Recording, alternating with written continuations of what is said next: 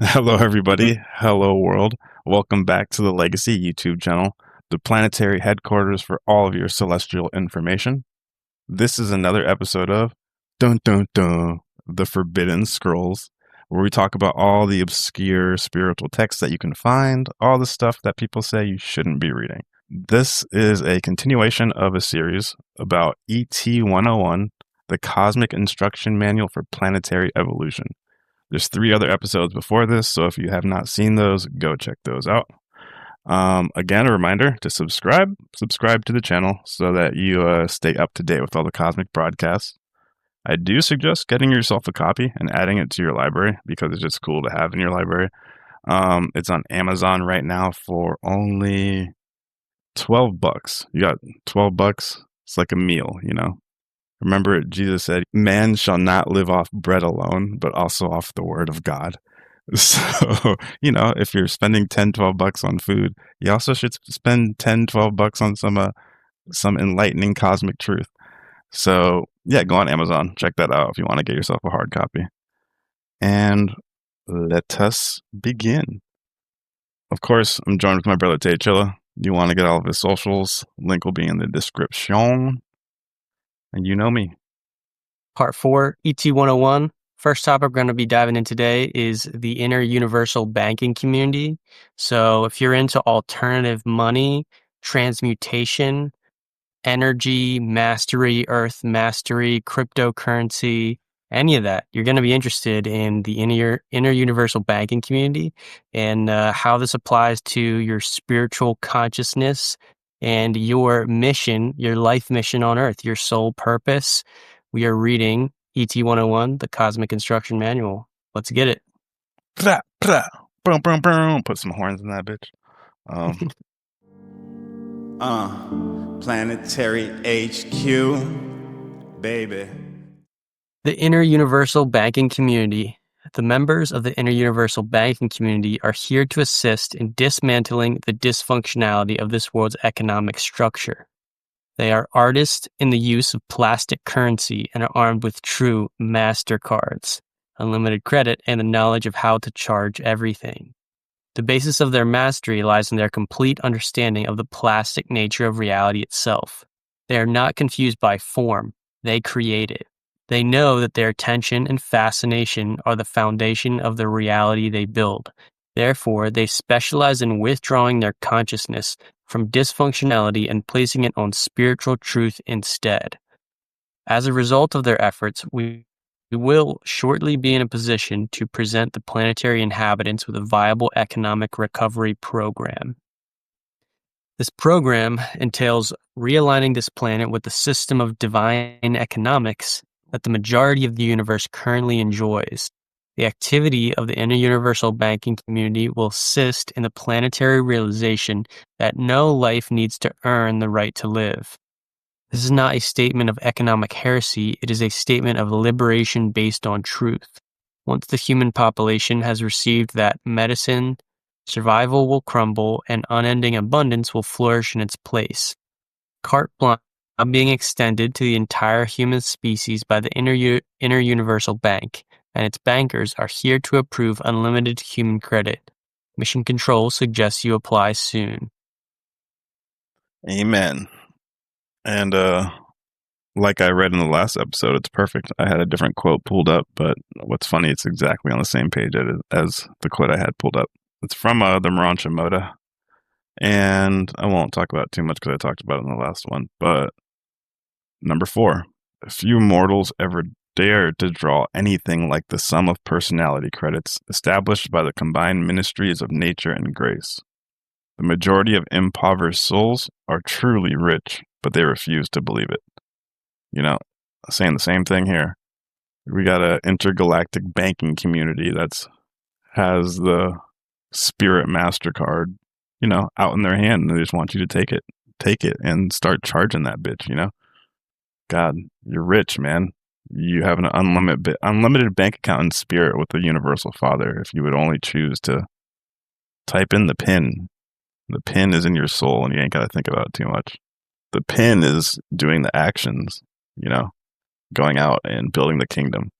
You build the kingdom, and every dope action you do to help others mind, body, spirit progress. And every time you do it, that's like sending up a pin number to the cosmos, and the universe gives you more credit, you know?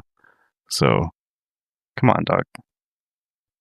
If you want to get your name in the history books, think of all of the civilizations that have risen and fallen. None of them has given a stability that could spread across the entire world, with material mastery. Because we just read about, like, no life needs to earn the right to live. You know, we're in a survival mentality, and until we master the environment, and like actually work together on a planetary scale to manage the Earth's resources, until we do that, we will still be living in that survival mentality. And ET 101 is definitely proposing that there is a spiritual element to getting out of our detriment of lost civilizations.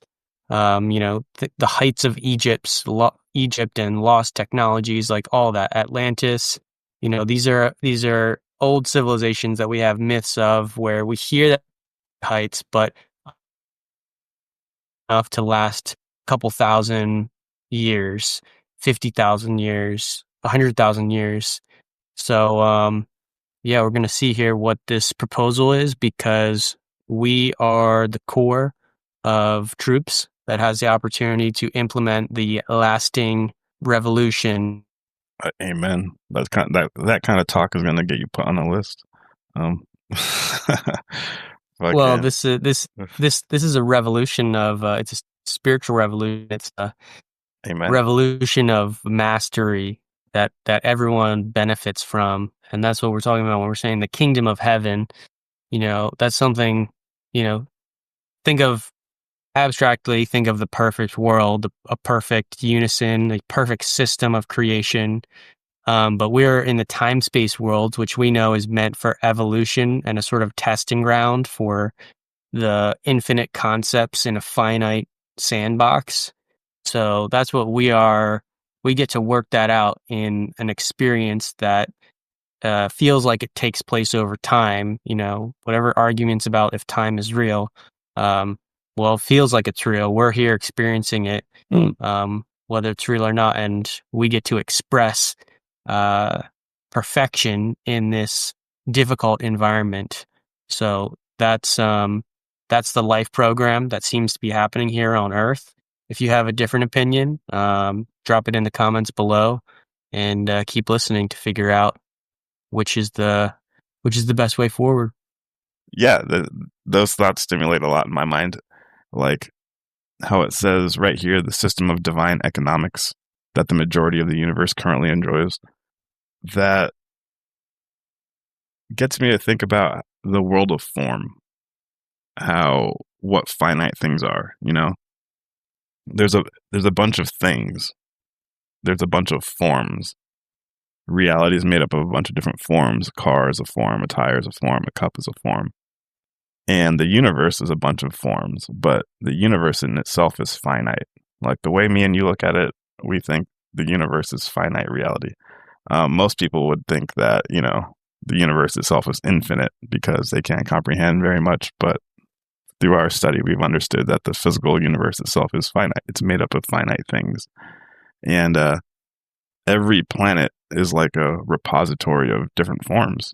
Our planet, look at our planet, all the forms that we generated through just existing as a human species. We're kind of putting new forms into the spiritual and cosmic economy, And when you generate new forms with your creativity, use your personality to generate new forms on the planet, and that adds to that planetary bank of forms. You can take a spaceship to a different star around a different planet, and that planet would have a different bank of forms that those beings created. Those forms could either help progress society, or they could become an obstacle for society, because the more you add dysfunctional forms or distorted patterns into the form bank, other personalities have to sift through that shit in order to find the truth. Because most of those forms or patterns or thought forms are distorted. Like if you're an angel and you could fly up to our planet and scan our bank of forms, and you'd scoop some up and be like, oh, they got a lot of nasty forms on this planet, But that's how I consider divine economics or the spiritual economy of the planet. Like, if you're going to use your personality to create things, that's awesome. But make sure that you're putting out forms that don't make your fellow man stumble. Make sure the forms that you're putting out are helping your fellow man, because we have enough forms in this planet that are very distracting. You know, entertainment, clothes, all this stuff. So, like, I don't know. That is how I see it in my mind. And it's interesting that how the mind works. Like, I see in pictures, and then I have to describe those pictures in words. It's fun. All right. But that's also, I mean, that's like a bit of an analogy in considering if the universe starts out as thought, and I guess not the universe, but if the consciousness is the first part of the universe, Yeah. and being itself, the I am, self-aware consciousness, Yeah. the Trinity that is personality is the first at the top, the Father personality, Existential representing personality. self-awareness. Yeah. Okay, so that's thought, and it's omnipresent because the nature of mind is not really limited by form yet. In a body, you say that our mind is now limited to like a local space of perception that we spend most of our time in. It sort of focuses in which energy we are filtering from all the universal energy. Our body kind of filters a certain portion into our mind. So going from the top of consciousness, personality to thought, or some people call it, the Hebrews called that the word of God. In the beginning was the word. So the thought of God. And then from the thought, God spoke, and that's where creation, the physical planets came out of that, the thoughts. And so we get from the thoughts of the infinite into the first infinite forms, and then there's like these grades in levels of 7. We have a concept of the sevenfold universe, and throughout those levels, that's where we get this manifestation of time, which we are in the time portion of the universe, time and space, the differentials. So you were saying about how getting thought forms out that are like useful. Oh, you're saying mind pictures. You have pictures in your mind, and you kind of have to translate. But it's sort of an example of like how everything comes into creation. Starting at the top, it comes from, an infinite thought. And then, these concepts sort of get solidified. Almost like, if it starts out as like a gaseous, to use an analogy, it's like your thoughts start out as this gas cloud, and then they start to condense into like wispy images and like forms. Like you're thinking of the shape of a car, but you want to add some new twist to it. And then like it condenses more, and now it's not a gas of cloud, you could call it just a gas of energy. And then it like slowly condenses more and more, and then you throw in some other energy, with parts that you have on Earth, and you start to condense it. You're condensing thoughts. And so they're talking here in the interuniversal banking community, the masters of form understand the plastic nature of reality itself.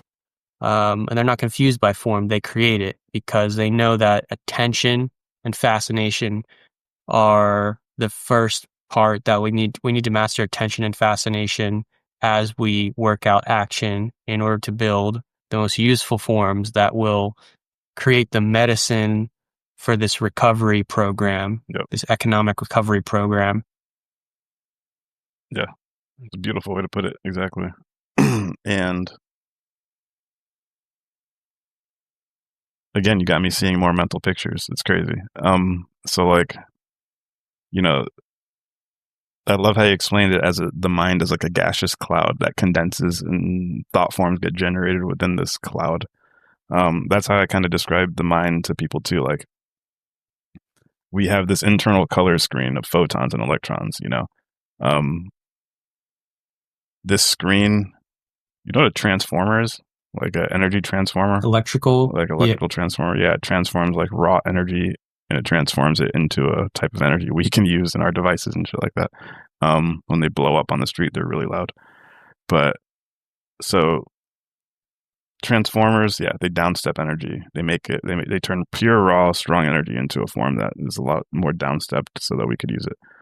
The sun gives off this really raw pure energy, right? And the earth takes that energy in and it transforms it into a substance, into a manner that we can consume it and use it, right? Look at plant life. They go through photosynthesis. They're always pointing towards the sun to make their nutrients. And that our sun, the local star, is programming evolution, that the biological life forms on our planet. Our planet is transforming the solar energy so that we can have a dimension to exist in. And then another step of that is our brains are doing it too. They're transforming the energy into a form that we can modulate with our minds, the electrons and photons that we can modulate with our minds, that color screen. So, in a sense, like starlight is getting transformed all the way down into our consciousness, our brain, and we have like an internal gaseous vessel. I call it that sacred color screen, that room, that divine room that you have like almost complete control over. And you can put pictures in that room and you can see them. You can make it beautiful or you can make it grotesque. But that's all starlight. That's all just transformed and downstep starlight. And I love how you put it that, and we're encased in a physical body that filters the way we perceive reality. It filters, it focalizes our instrument to only perceive a certain bandwidth of the cosmos. And I don't know, I just like the way that you put it, and it put the picture in my mind too. And it's very interesting that knowing that we have this color screen and then tying that with the physical reality of form and relating it back to society on Earth right now, it seems like a lot of people get confused by form. Right here it says, I love how they put it, like these masters are not confused by form, they create it. When you walk around reality, everything is just a different shape, a bunch of different shapes, a bunch of different forms. And if you're a human on this planet, you will encounter a lot of them. You will encounter different shoes, different hats, different monetary systems, different people, different cultures, different shows, Marvel versus DC, Nike, Puma. These are all forms. Different fashion styles, hunting, these are all just different forms. They're different objects that we identify with and use. But we have to understand, like, we can't get lost in the form. The form isn't the foundation of reality. Physical reality is supposed to be a scaffolding for spiritual growth. You're only supposed to use physical items for spiritual growth. You're only supposed to use physical items to learn spiritual values, because there's thing, meaning, and value. If you only focus on the thing, you're missing out on a lot of reality. So this is my message to the people who are listening to this. Do not get confused by the different forms that appear in front of your eyes. You're going to see a lot of them. You're going to see a lot of different types, especially with smartphones coming out and apps. We have an infinite amount of forms, and a lot of them are distorted on our planet. But don't be confused by it. Understand that our spiritual economy of form is kind of looking like it's in shambles, but you can use your personality to add to that economy and start creating better forms. Could you imagine like a civilization that was based off like a cosmic form, a cosmic pattern? Like I'm already thinking like, a city that's shaped like sacred geometrical, like Star of David with concentric circles, with like government buildings placed at the super important junction points of all the geometric lines, circular trains where people can go in and out of buildings and get to different parts of cities, just making it so that it looks beautiful from the top down. Can you imagine that kind of stuff? Those would be like mansion world, advanced planet type stuff. So those are good forms. Those are forms that we have the capability to do, but it takes our conscious effort. And sorry, I'll get off the pulpit right now, but I hope that made sense to you, anybody. The Intergalactic Board of Realtors The members of the Intergalactic Board of Realtors specialize in the reacquisition of all planetary realty for future development as spacefront property. As the board takes over, many of the current landlords will be evicted. This takeover does not imply that the third world is about to invade your countries and occupy your shopping malls. It means that survival is over. The old world systems are in collapse. Those who wish to continue in those systems will be graciously asked to leave, because their motivator, fear, is being relocated to another planet where its subdivisions are still welcome. The Intergalactic Board of Realtors has already placed this planet on an interdimensional multiple listing for recolonization by the forces of light. It's funny how they're talking about it as like a realty board. The board is present on this plane to see that this planet's personal property frenzy comes to its natural end, and that the illusion of planetary ownership is replaced by the legacy of planetary stewardship. Oh, wow. Is that a prophecy? Is that a prophecy? That is a birthright that was intended. That is the heritage that will result in true equality and abundance as this precious planet. Abundance on this precious planet, typo. Light is the rightful inheritor of the earth. Our realtors are here to assure that the terms of the contract are drawn up properly as the deed is transferred to its legitimate heir.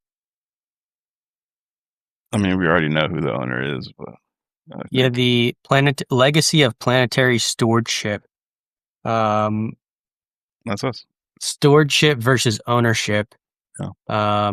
I think that's a big concept, and also it also applies to how earlier we were saying how we use the physical environment and our physical forms in order to understand like the dynamic range of consciousness and spirit, like really what is spiritual reality is at the very top. That's like the basis of everything. You could say spiritual and material is just like an environment that we get to experience in order to decide like what this all means. Like, what does the infinite mean? Because we're subjective beings, and we get this free reign to use energy in the universe, and we get our own little ball of energy, or our own soul that has the capacity to experience different individual parts of this infinite reality.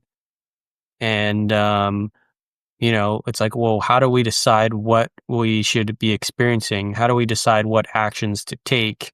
And yeah, to me, material reality, being in a body on a planet is, it's about coming to decisions. It's like, people always ask, what is the purpose of life? Who am I and what is the purpose of life?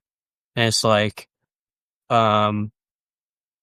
who you are is sort of constantly changing with your subjectivity. But your purpose, the most I could say about the purpose of life is it's to discover purpose and awareness and like what's possible, and then sort of weigh all those possibilities to figure out what you want to focus on. Like, what is the most harmonic thing to focus on? When I say harmonic, is like, you can focus on a lot of different things, but some actions and thought concepts they won't grow the whole. They won't create like a satisfaction, a holistic satisfaction. And so that's why if you're only focusing on like the form of money that you were taught about, the wealth value of earth, money, gold, these wealth objects, it doesn't resonate with the full context and capacity for your soul. And so that's why you don't experience like purpose. That's why you still have such a void of purpose. And so you have to then change your concept, I guess, of money, or why you're using money, what you're trying to gather money for. If you want to build something that really changes the world, then yeah, you might need a lot of money because you're going to employ a lot of people. You're going to get a big team together and you're going to work for 10, 20, 30 years creating some sort of company that's going to create resources that can change the world. And that needs a lot of money. So it's not money itself that is the problem, but now your purpose for why you want to gather billions, trillions of dollars is way different, because now you're going to reinvest those millions, billions of dollars into a purpose that harmonizes with the greater reality, which has to do with the mastery of our material environment, so that we can really express our spiritual capacity to its highest while we're here, instead of like living like animals our entire life and then waiting to understand spiritual concepts until we get to the afterlife.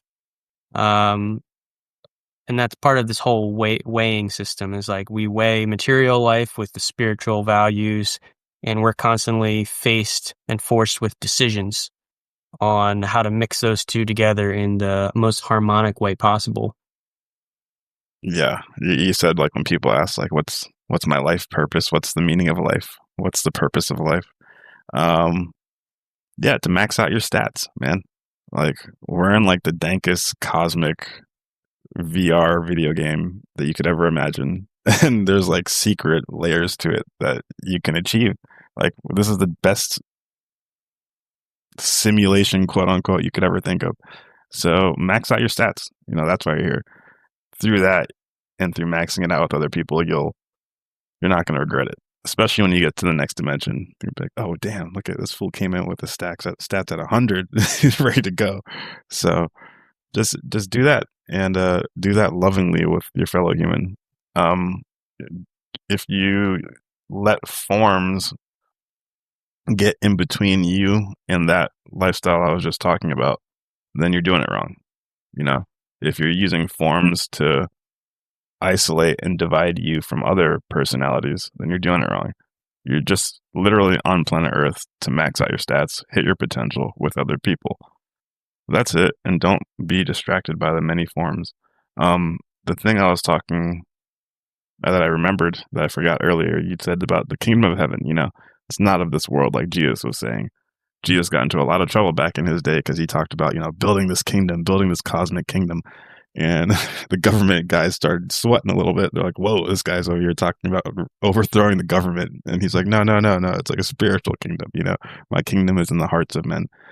And that's all we're talking about. We're just talking about changing the perception of a personality to understand what they are, why they're here. We're not over here talking about overthrowing governments and trying to, change sovereign territories. We just want everybody to be in a collective, integrated society where they're focused on growing and they're focused on what Taychilla was just talking about, his sole purpose. I need your attention, everybody. This just in. The New Jersey drones are now over New York, LA, and every major capital on the face of planet Earth.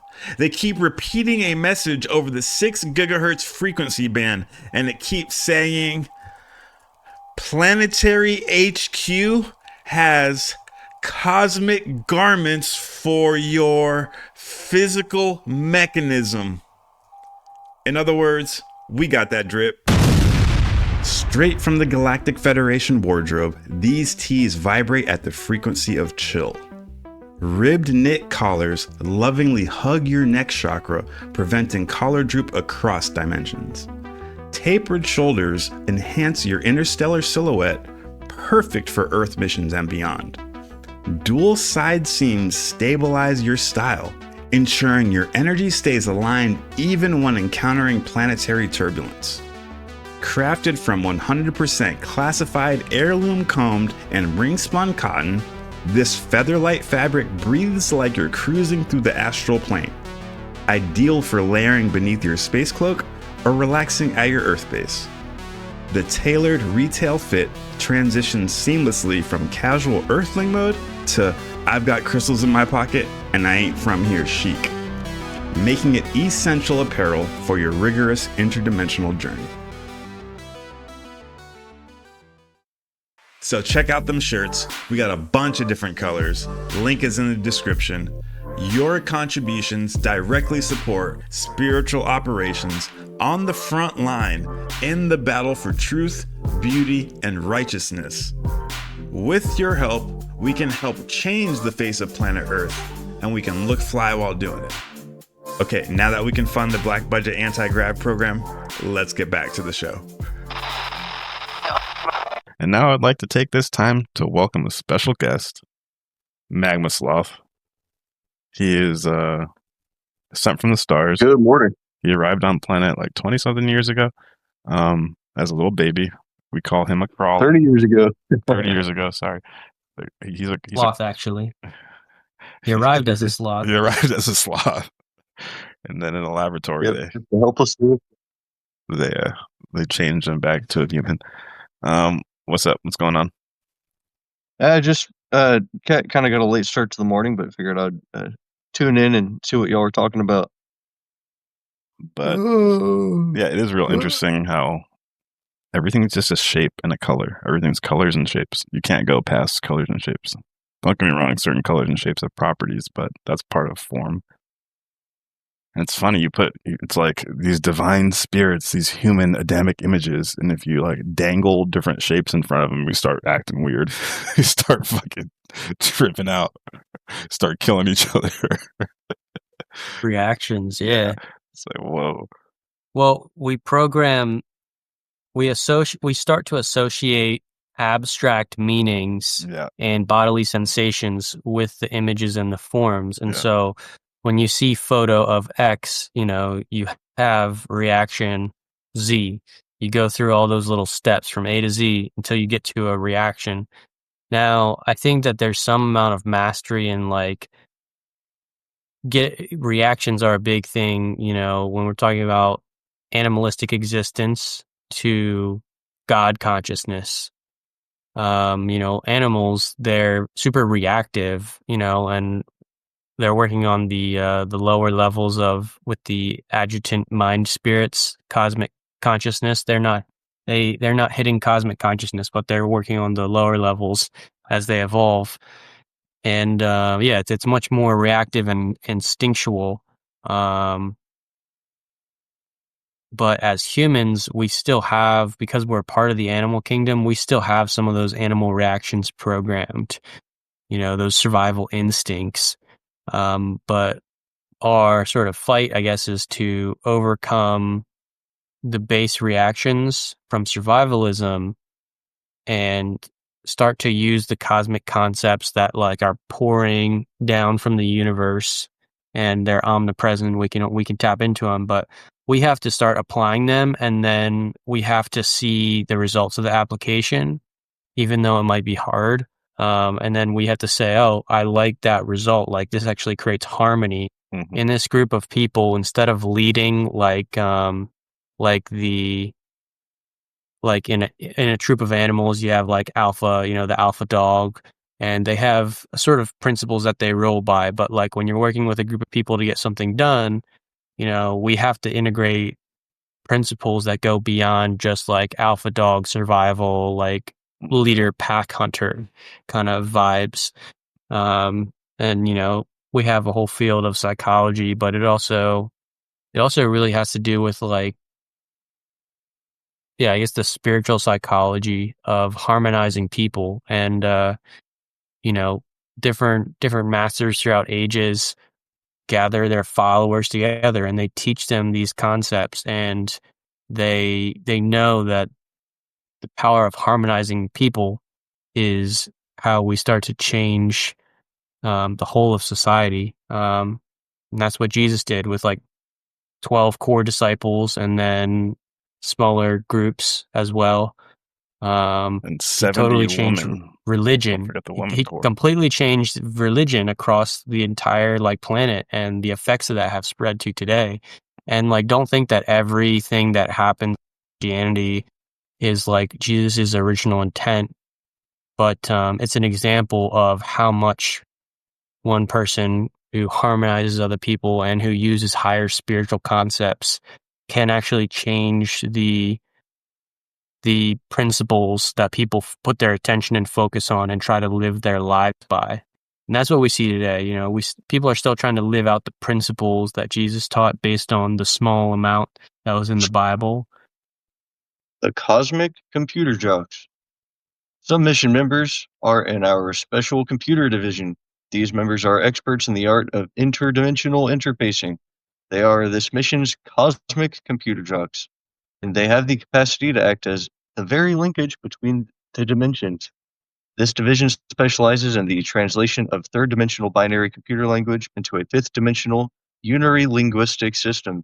Although any computer expert on this planet will tell you that such a translation is not possible, what they actually mean to say is that they could not do it. That is why they are not being asked to. We have sent in our own specialists instead. Another aspect of this division's task is to bring new software to this plane with programs that no one here has dreamed possible.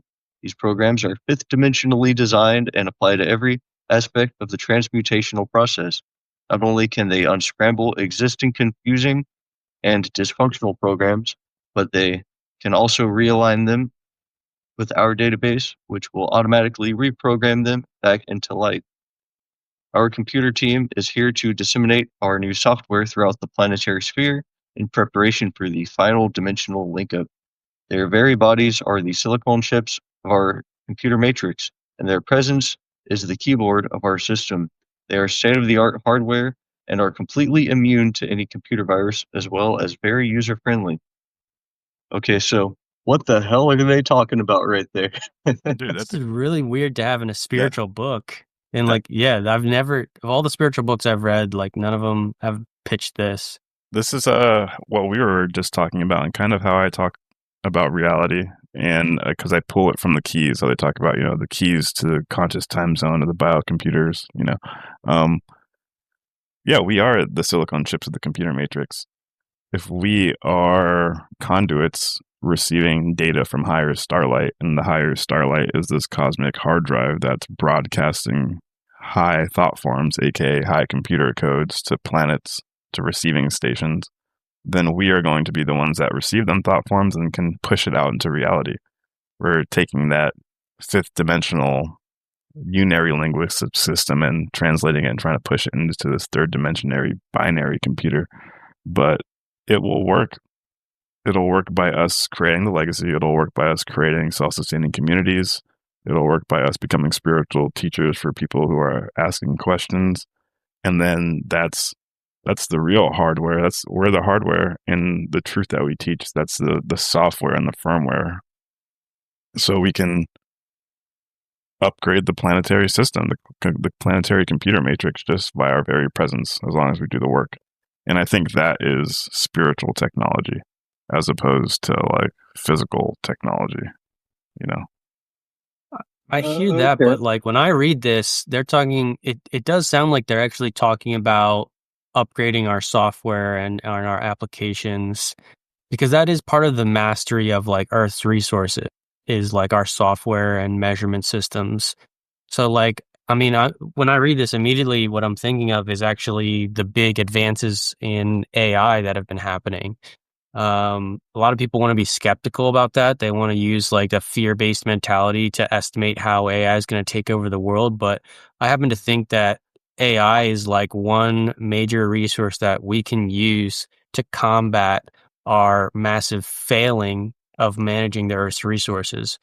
Because AI is good at taking these large amounts of data and seeing correlations that we as humans, it just can't do. Like one person can't look at that much data and like see the correlations. That's true. And the scope because we have to like program which chart we want to see, which means that we have to understand the meaning of the correlation before we look for it. But AI understands correlations without us knowing how to look for that specific metric. And we then discover. So yeah, you got to wonder like, okay, are these AI programs the interlinking key to get us to this, what it's calling a fifth dimensional unary linguistic system? And if you think of software and code like a language system, I think it changes just changed my kind of thought process, because we know how powerful language is. Even from the Keys of Enoch, he talks about how the sounds and the vowels that the Hebrew language makes is different or more holistic than other languages. So when you're speaking it vibrates your mind-body complex in certain ways, and that He's a includes like confirmed universal Zionist. concepts. I'm just kidding. And but like software as well is, this 2D language representation. But if we can bring it beyond the binary 2D level, what we're actually creating is a more complex language system. And if we add that on to the idea of like Urantia technology, fifth dimensional technology, seraphic computers, we've heard these words kind of thrown around, where it's like, even in the fifth dimension, there's still like some sort of computing technology. Yeah. But it's better. It's probably easier to understand as a language, an energetic, technological language. That is interesting, considering that what really has broke us through into artificial intelligence was large language models. Who would have known it was further understanding of language and how it was interpreted, that would be the thing that really like drove forward advancements in artificial intelligence. And I mean, no doubt, like uh, something like the mansion world, at least the description the Urantia book gives, you have something that's like the harp of God, which kind of sounds like a cell phone, the way they describe it, a little device you carry with you that plugs you into this uh, kind of intelligence of the planet that you're able to recall information with and communicate with others. And it was pretty much putting that in the Urantia book. It was like in the 1930s, them conceiving of cell phones. And I mean, Jacques Fresco and his visions of a ideal futuristic moneyless society, a resource-based economy, when he was uh, depicting all of his futuristic cities, that was a big component of it, was imagining like artificial intelligence kind of integrating the city to manage the way resources are distributed, the way um, sewage is handled and power is distributed and all that kind of stuff. That frees human beings up to not have to really concern ourselves with that kind of stuff. And of course, human beings take care of the social matters. That's something you can never have a machine relegated to the task of. But just as like for thousands of years, it took us so long to get to this point of having civilization, because our days were spent uh, staying alive, taking care of the animals and just the necessities of life. And now that we're freed up to do that, we can, have like higher aspects of civilization. And so, likewise, computers can free up a lot of the tasks that we can automate, like computing. And the more we get into that, like, um, we might advance in ways that we couldn't even imagine. So, yeah, no doubt, computers play an important role in our spiritual development here on this planet. Yeah. And like me and Titular were kind of talking about right before you came in, I was saying how, well, me and you talked about this on lunchtime, the misuse of reality, how the physical reality is only to be used to gain spiritual growth, to learn spiritual values. You're not supposed to use the physical reality. You're not supposed to only focus on the physical reality. You're not supposed to identify only with the physical reality, because the physical reality, the dimension of form, is only supposed to be used to generate spiritual values and to learn mental meanings. This can be applied to the concept of technology, obviously. And as we advance as a species, and I'm sure other advanced planets, I'm sure they have a very advanced type of technology that would blow our minds out of the water. We'd be like, holy crap. But they use this technology for spiritual growth, We tend not to use our technology for spiritual growth. We use it more for like warfare and money-making purposes, A lot of our technological innovation comes from, unfortunately, greed and military destruction. So we need to get our technology, aka our forms, because technology is just another form, it's another shape. we need to get our forms in check, because if we want to create this fifth dimensional technology for the final dimensional link up, we need to be responsible with the forms that we've decided to create. I agree. I like the analogy that I used before, how we are this biocomputer ourselves. But you guys make a great point, is that advancing, it just implies that we're going to advance in technology as well. We must use it responsibly. But there's some technology that the Keys of Enoch talks about, like being able to tap into the electromagnetic like field that exists underground. And it says that this field gets amplified by crystalline caves. There's this really cool crystal cave in New Zealand that I actually have up on my screen right now. You guys can't see it because it's on my screen, but yeah, these New Zealand crystal caves. I'm sure you've seen the pictures of the crystal caves with the massive crystals, and those caves have not seen the New Mexico, if that's what you're thinking of. There's some in New Zealand, there's some in Mexico, there's some in China, there's some actually in Vietnam. There's a lot of them around the world, and they're actually different crystalline forms. They look cool, they look different, and supposedly these caves have never seen the light of day. Never seen the light of day. So you can only imagine what kind of energy is causing that crystalline growth. And the keys say that there's electromagnetic fields get amplified down there, and if you can somehow like pump in some type of like neon gas, he says, and then charge the room with like electricity, the neon gas will act as like a 3-dimensional screen, and it'll act for like universal reflectivity. So like another planet can send like a holographic image into that crystal cave, and you could see them like in real time, and you can talk to them, kind of like the Star Wars holograms, you know, how they communicate via hologram technology. That, and I think that's universal reflectivity.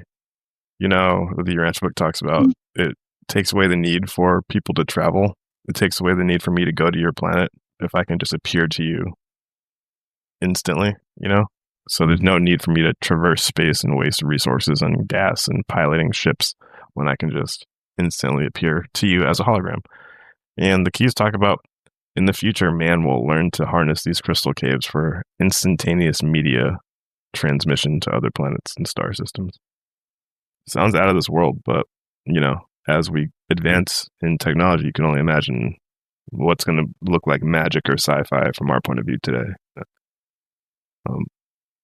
Yeah.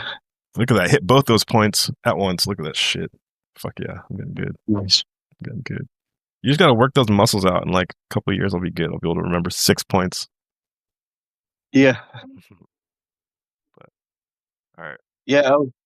I was actually thinking about it. I was listening to, I was watching an interview with Candace Owens yesterday, and just thinking about how she's rapid fire all these points she has on her mind. And I think a lot of those podcasters do that, like Joe Rogan, for example. He does this like every day. He has people on his podcast. I think it's when you're doing that as a lifestyle, they're probably taking some vitamins. You know, they're really working out their brains. Yeah. That's a muscle they're working out every single day. The knowledge they're able to spit on a daily basis and have all that like at instant recall. It's pretty wild. Cut to this Forbidden Scrolls episode is brought to you by On It. Eat their cordyceps mushrooms, their alpha brain. Yeah. Okay, so you want to read this next one, Tejo? Got that. Trying that AG1. AG1. Holy crap! Look at this. Look what I'm drinking right now. I'm drinking AG1 right now. Nice. What do you think of it? Have you love it, experienced dude. any? I noticed the difference, and I like the taste. Like I was like, "Ooh, this actually Taste tastes is good." definitely impressive. Like Yeah. it does taste natural and like fruity. Like fruity and sweet. Yeah, I like it. But Almost the same. Like I was really impressed by Naked Juice. It's like that fruit drink. I love Naked. Naked's kind of led me to this path too. Yeah. Nice. Naked yeah. and the Bolton Farms. Have you heard of Bolton Farms? Yeah. Yeah, Bullhouse Farms. Bullhouse Farms, whatever. Yeah, they're fucking legit. But yeah, this AG1 actually I notice if I don't drink it in the mornings. Like you get all of your vitamins and your micronutrients in one morning glass of water, you know? You don't have to take all these pills, and usually those pills are like putrid and nasty, like it's not the best quality ingredients. this is a lot better for you and has a lot more superfoods. Your brain needs that stuff in order to process electromagnetic and electrochemical signals correctly. So, You want to be the best biocomputer you can be. exactly. Doesn't it? In order to live life in a dysfunctional planet, you need to have them nutrients. Boy, you're gonna get fucked up real quick. Okay, the Rainbow Warrior. The Rainbow Warrior is a warrior of the spirit. And every member of this mission is a Rainbow Warrior. Oh. In fulfillment of Native American prophecies, intergalactic and interdimensional forces have gathered on this planet at this time to liberate her in the name of spirit. Hell yeah. The Indian peoples are fifth dimensional emissaries equipped with their own private lines to spiritual truth. As many tribes have predicted, a powerful spirit is now returning to Earth to lift her out of her decay and despair into a new and glorious realm ruled by the spirit of love. In the Native American vision, the term rainbow expresses that this is to be a global event not limited to tribe, nation, or race. The greater truth is that it is not even limited to the planet. All universes of light have sent in their representatives to help cut the passageway to this incoming era of liberation or light and life. The rainbow that they have represent is far beyond the spectrum of light that the people of this planet have ever seen, and its colors are much richer and more vibrant than the Earth's shadowy light has thus been far able to reveal. The Rainbow Warriors are a living expression of the new light sent forth by Mission Control in honor of the Native Americans, their prophecies, and all their relations. The great universes of light congratulate and salute our Indian delegation on a job well done. The kingdom of light they foresaw is dawning even as you read these words. Hell yeah. Kingdom of light. I like that. That's interesting. They refer to the term rainbow expresses that this is to be a global event, not limited to a tribe, nation, or race. It's cool they kind of play on that, like the concept of a rainbow is the significance of the spectrum, and that we, like each race and tribe, is a member of that spectrum. I'm getting some Urantia vibes from that. Yeah, evolutionary. So different colors. Yeah, exactly. Good call. The Sangha. I know there were.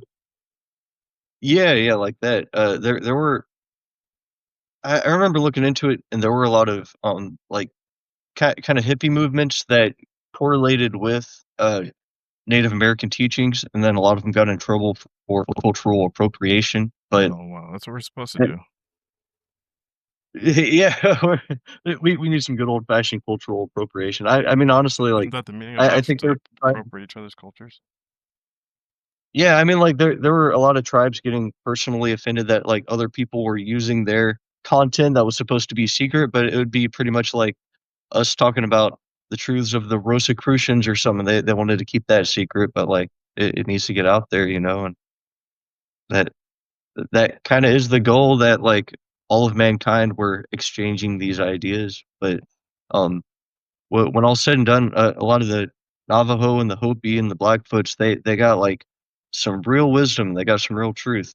They're keeping it all to themselves, and I don't blame them for kind of cloistering that. But maybe we all got something to learn, Yeah. I want to read a quote from the Urantia book. You just kind of stimulated in my mind. Good connection. So this is how the Urantia book portrays the concept of race. That, to put it, I'm not going to explain all the details, and if you're a hardcore Urantia book reader, don't bash me over the head because I'm going to just condense it down. Okay. So all the different types of people are from different colors, and the colors are the colors of the rainbow: red, orange, yellow, green, blue, indigo, violet. Roy G. Biv. Like I learned in elementary school. The red man appears first. Usually in the cosmos, the red man, the Native American type, appears first. And then the orange man comes from the red man. Then the yellow man comes from the orange man, and this happens between like 500,000 years. Like the red man will be alive for 500,000 years, and then suddenly the orange man will appear from the red man, and then successfully down through the colors. That's how it is on a normal planet. Our planet was the first and only planet where that didn't happen, and all colors appeared at the same time, which probably adds a little bit to the confusion on the whole integration. It's something new, you know? It's kind of cool, though. It's very cool. And I'm going to read this. I'm going to read from paper 64. It says, among the highland Badonites, there is a new and strange occurrence. A man and woman living in the northeastern part of the inhabited highland region began suddenly to produce a family of unusually intelligent children. This was the Sangic family, the ancestors of all the 6 colored races of Urantia. These Sangic children, 19 in number, were not only intelligent above their fellows, but their skins manifested a unique tendency to turn various colors upon exposure to sunlight. Among these 19 children were 5 red, 2 orange, 4 yellow, 2 green, 4 blue, and 2 indigo. These colors became more pronounced as the children grew older, and when these youths later mated with their fellow tribesmen, all of their offspring tended towards the skin color of the Sangic parent. On an average evolutionary planet, the 6 evolutionary races of colors appear one by one. The red man is first to evolve, and for ages he roams the world before the succeeding colored races make their appearance. This simultaneous emergence of all 6 races on Urantia and in one family was most unusual. So that's just from the Urantia book. If you're wondering, well, it says humans were there before the colored races appeared. Yeah, there was a pre-color human, and that was what you would consider the Inuit or the Eskimo type. Supposedly that was the pre-color human. And then from that one family, all of the rainbow-colored people came.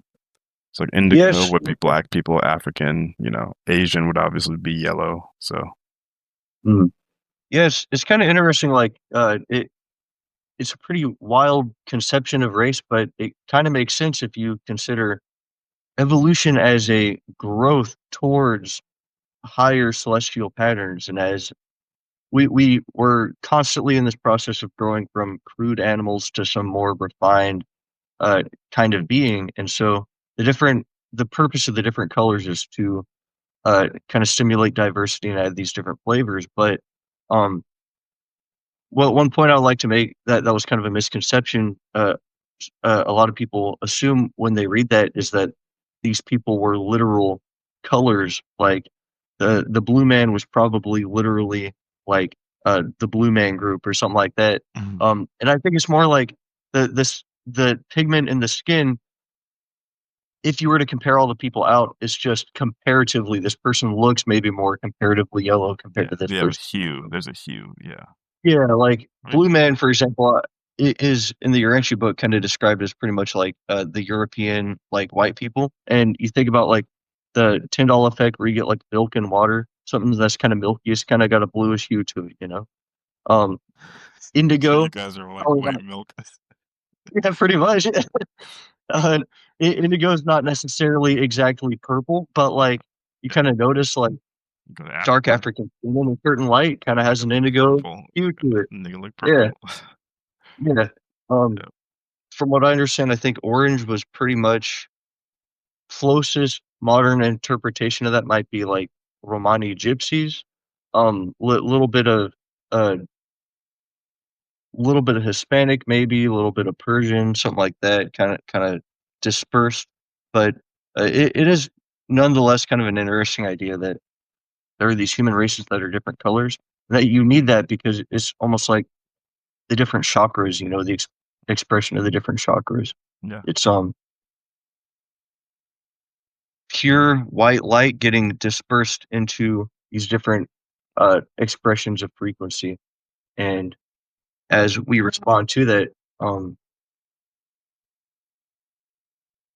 I guess it enables us to tackle different like spiritual and cultural concepts that we would get stuck in our ways if we were just one race. So there's an advantage to I guess us all showing each other something new. Yeah, diversity, unity, not uniformity. That's right. You need diversity to have something to unify. Yes, sir. All right. I'll keep reading. Anybody have anything else to say about that? The race concepts? No.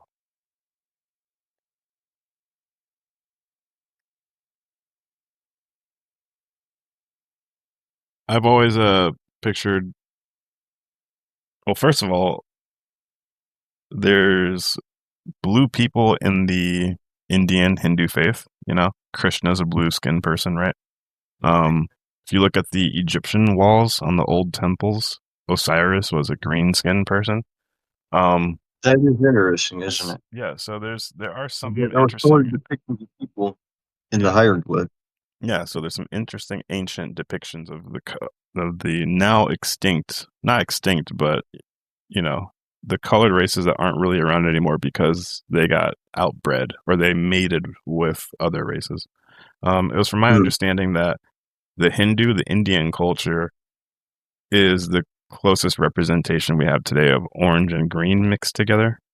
You can kind of see it in those tones. I think a little bit in orange and green got to like the Indonesian, Malaysian islands, that kind of stuff.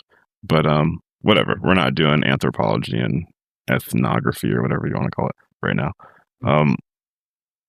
But yeah, it's interesting to think about. Everybody has something to contribute to the fully blended race, and white people are like milk. Okay, Royal Celestial Air Force. Royal Celestial Air Force. The Royal Celestial Air Force is many, many times vaster than all the national air forces of this planet combined. It is a division of the High Command of Light. As such, its strength is greater than any military force on this planet has ever beheld. Every major head of state on Earth has been advised of our presence and assured that none of their little Star Wars devices will ever have the opportunity to be fired. The reason you have not been informed of this fact is because your military forces are beside themselves with the loathsome idea that their pop guns are meaningless. They also do not wish you to know exactly how useless their environmentally crippling military expenditures actually are. To put it bluntly, and in Earth terms, they are protecting their own asses. Our presence in your planetary arena is not for invasionary purposes. If we had wished to invade, we would have done so long before now.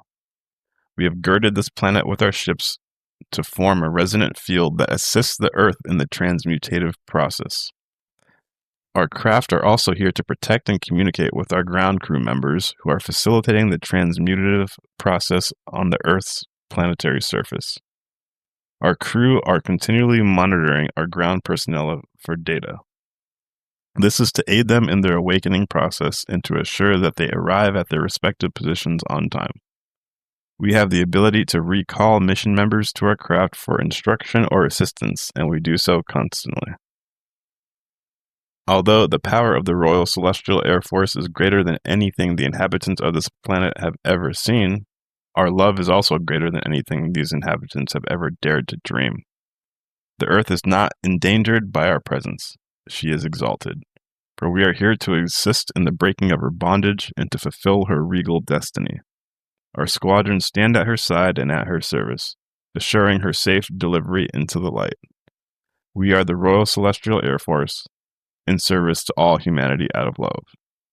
This article is the translation of a direct transmission from the Commander-in-Chief of the Royal Celestial Air Force. Damn. Okay, so I gotta ask. I was just gonna say, Jesus or Ashtar? Who sounds is like this? Master Command kind of stuff. That's hilarious. The second I read Commander in Chief, I said Jesus, and I thought of the picture of Ashtar. Yeah. Jesus is the commander of a fleet of UFOs. Hey, I like the idea. I like that Jesus better than the biblical Jesus. Hmm. You got the picture on your wall, dude. Yeah, I do have that picture of Come follow me, Jesus in a spacesuit. That's astronaut Jesus. Is that talking about like an air force of UFOs, or is it talking about angels or aliens or what? I Both. guess up to our imagination. I would say both. I would say there's It just material says craft ships. that are allied with pure angels, and they probably fly around in formations together. Good aliens and bad aliens. Yeah, like just like seraphim flying Although around this with is like like, physical entities. Mm. this is talking about ships in our around the planet. So obviously, this is talking in like fifth dimensional term. I would think. So it's like technically it's on another energy level. I don't even know if it's fully Morantial, but I do think like as interstellar technology comes up and gravity manipulation, they might know. They might have the technology of ships may be able to like Cloak. phase at different speeds, or even if they're traveling, at the speed of light, for example, like we couldn't see them as like an object in the atmosphere. So, based on whatever type of energy they use to power their ships, it's possible they're sort of hovering. I guess you could call it out of phase. Some people like to say, or in the fourth density. And apparently they can shift energy levels and they can actually come into our physical atmosphere where we can detect them. And, we try and shoot our space lasers at them to bring the technology down, that kind of thing. I think it's Technically funny how, speaking, they have this little bit about military expenditures, yeah. Star Wars. I think there was a project Star Wars that had to do with space laser weapons. Yeah. That's probably why it's using the term Star Wars. Yep, SDI, Space Defense Initiative by Ronald Reagan. You can dive deep, and there's some like records of the payloads that were taken up into space during his presidency. And Really? Because I heard the official story was that it didn't happen. That's the official story. Yeah, that's the official story. But during those dates, they sent up a DOD. The payload was restricted, but like on one of the manifests to the actual launch site that day, somebody noted on some type of manifest that they were like extremely polished laser mirrors for orbital defense. And I don't know, it's out there. You gotta look it up. I'm not gonna do the research right now, but pretty sure we put something up there. Supposedly, like they were able to, space lasers. That's it, just space lasers. Space lasers. The Quark Alliance, as a member of this mission and its planetary transition team, you should be aware of the presence of the Quark Alliance. Although you cannot join this alliance, it is joining you. So we are including a short explanation of its function in this section of the manual for your information. The Quark Alliance is a very powerful organization whose work is not immediately obvious because its jurisdiction is subatomic. Its presence and activities are dismissed by the human scientific community because any admission of its existence would force them to recognize intelligence in places that would frighten them to find it. Acknowledging this alliance's presence would also debunk science's high priesthood by challenging both its knowledge and its control. It is apt to continue. The Quark Alliance has been responsible for many recent technological failures, which have been falsely attributed to such things as human error or, on occasion, metal fatigue. Although human error should never be underestimated, the issue of metal fatigue only hints at what is actually happening. What is occurring is conscious communication at the atomic level that has resulted in a unanimous decision to alter the fabric of your physical world. Metal is not becoming fatigued, molecules are. In fact, they're not just fatigued, they are entirely fed up. They are no longer willing to be servants to a technology wielded in denial of life and to the planet's jeopardy. Consequently, they are flat out refusing to cooperate, breeding a certain amount of technological havoc. Through the work of the Quark Alliance, atomic particles have begun their realignment with the forces of light and are in the process of rearranging physical reality as they pull the subatomic carpet out from under the feet of denial. We apprise you of the Quark Alliance's existence so that you will not be surprised when you see the fabric of modern physics unraveling before your eyes. Pay no attention to the barrage of technobabble that you will undoubtedly hear as science attempts to maintain its power in the face of its ruin. In fact, you may as well just sit back and enjoy it, knowing it is only the passing protest of old form cracking under the superior force of the incoming light. What looks messy on the surface now will soon give way to a new order filled with harmony, cooperation, and joy. As we have mentioned, this list of job descriptions in no way represents the full spectrum of the mission. These are only brief descriptions of some of the tasks that some of you chose to do. The actual depth and breadth of the mission is beyond human description. Because it was architectured in another dimension, on this dimension, you'll have to be satisfied simply knowing that mission control is never sloppy. Our plans and programs cover every life form on this planet, so proceed with your specific mission, secure in your purpose, and strong in your love, and don't forget to keep in touch. Man, this fucking trip. I want to say that Pork Alliance, I think what they're getting at is possibly the manipulation of celestial forces of stuff at the atomic level. So, for example, there was the Titan II missile silos. There was a moment where there was enough of an alert to actually like turn the key and push the button and send out nuclear missiles to another country. And then some weird glitch happened that no one could explain, but something just didn't work. The missiles didn't fire, and they had enough time to second guess and think like, "Whoa, like we almost just started nuclear war." It was sometime during the Cold War, and it never happened. Yeah, it was I've heard like that story. Yeah, there were a few moments like that where nuclear war could have happened. There was more than one, and it didn't. Some miracle intervened, and maybe that's kind of what that's getting at is angels have a way of, if it really gets down to it, like intervening with technology or something like that to prevent all-out global nuclear holocaust. yeah, it makes But sense. yeah, a lot of the fringe scientists talk about something that goes by many names: the luminiferous ether, the Dirac sea, tickling of the Dirac sea vacuum.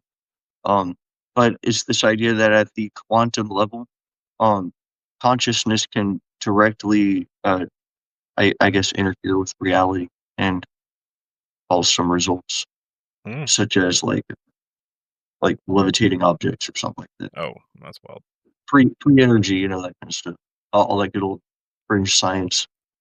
Yeah, I always think about just like bad electrons, shitty electrons, like because I test so much equipment every day. Sometimes some shit just don't work. You gotta unplug it, replug it back in, and then it just fucking works. And you're like, oh, it must have been bad electrons. There's bad electrons in there. Just gotta cycle them out, and maybe. And yeah, I'm sure like master physical controllers, those kind of things, they can manipulate physical reality. I'm sure midwayers can do it too. So yeah, it might just be a cool explanation. Be prepared because your electronic systems aren't safe from our manipulation. Another thing I wanted to say before is how Tejal was talking about the UFO existing in like a different dimension or a different behind a veil of light. Technically speaking, could you like FPS, like frame rate, how like when you refresh at a certain frame rate or whatever, you can kind of hide from eyes. You get what I'm saying? I know what you're getting at. Like when you see a fan spinning at RPMs past the camera's frame rate, it'll look like it'll stop or go in reverse, or you won't even see the disappear. blade. Yeah, exactly. I'm wondering if they are doing that with like the photons that we can perceive. They're still there. They're just vibrating so fast. It's the perfect method where it's in between the refreshes. Yeah. So they're not really in a different dimension. They're just refreshing at a different rate. They could do that with like an energy bubble around their ship, which I guess it kind of fits with the gravity bubble idea.